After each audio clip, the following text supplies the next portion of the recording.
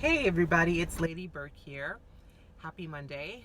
I have fully recovered from my sinus infection, so I'm feeling a lot better. Today I just wanted to share a quick blog video. Yesterday I had someone actually call me with some questions that they had.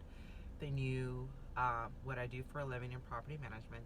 And I felt like the questions this person was asking me was actually really good questions, and I thought maybe it would just be a good idea to just share reminders to everyone in the business, but also any tenant that's watching this will know what their rights are. So the first question that was asked me was, if a tenant has mold in their home, is that the tenant's responsibility, to deal with, or is it the owner's? Now, I have seen a lot of lease verbiage and addendums that will protect the landlord from any responsibility if the mold is due to tenant neglect. But I would like to make it very clear to any property manager out there or private landlord is that, especially here in California, this is a very pro-tenant state. That being said, if the judge finds that you have allowed a mold situation to continue, even if you did an inspection and found that it's because the resident is not maintaining proper ventilation, please believe me when I tell you, you can still be held financially responsible for allowing a mold situation to continue. So that means that as an owner, a private landlord, property manager, you are legally responsible for making sure that that resident's home is safe and habitable. Safe and habitable. So even if you know that the reason why the tenant is having mold issues in their bathroom, for instance, because they don't leave the window open or they don't use the bathroom vent fan, that doesn't mean that you get to do nothing.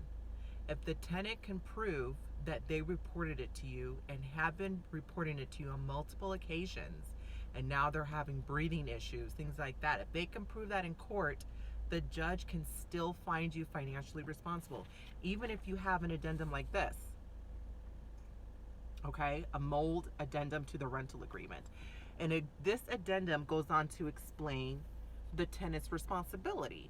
Now, to any tenant watching this, yes, you do have to help out with this issue as well. If you do not use the bathroom vent fan, if you don't keep your windows open after a long hot shower, if your unit is overly cluttered and as a result mold starts to happen, the landlord can actually charge back repairs to you. They are within their rights to do so. So for any tenant that's watching this, make sure that you keep your unit well ventilated and clean. That's the number one issue with prevention of mold.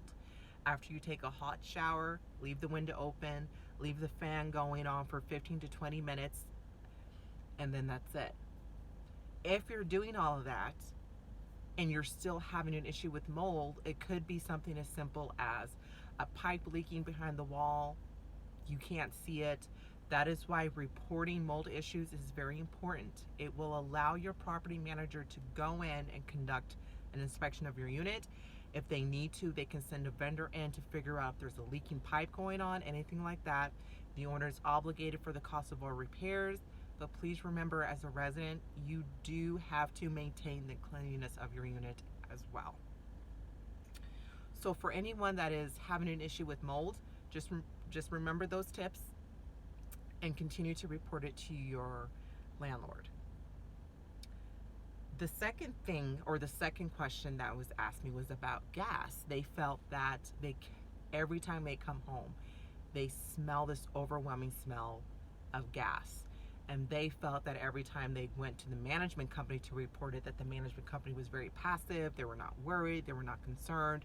So her question to me was, is that not also landlord responsibility? Yes. Anything that can potentially hurt your resident, anything that could potentially lead to a lawsuit, you as an owner are obligated to, at the very least, investigate this tenant's claim. Go in there, walk in. Do you smell gas? If you can honestly say you smell gas, you need to check out all the gas lines, have all the appliances checked out, see what is going on. For any tenant that's watching this, I strongly suggest that you call the gas department, because the gas department will go out there and will also conduct an inspection. And if they find a leak, they will give you a ticket, a written ticket that you give to your management company or landlord, and that owner has to fix it. There is no questions about it. Doesn't matter how much it's going to cost. It has to be done. Tenants have rights, and one of their rights is the right to live in a safe, clean, and habitable unit. So if it's mold or gas, landlords, property managers, we have to take care of it. If you find that this, whatever has happened due to tenant neglect, yes, there are proper procedures, policies that you can do to charge back the tenant. You always want to make sure that you check with your company policy on that. Each company policy is different and how they charge back tenants. So just double check with your supervisor, or if you're a regional, make sure you know what your company policy is in dealing with this. So that's pretty much it. I thought those were really excellent questions that this person asked, and I wanted to share those tips for the day. If you have any feedback on this or any thoughts, any questions, please feel free to email me.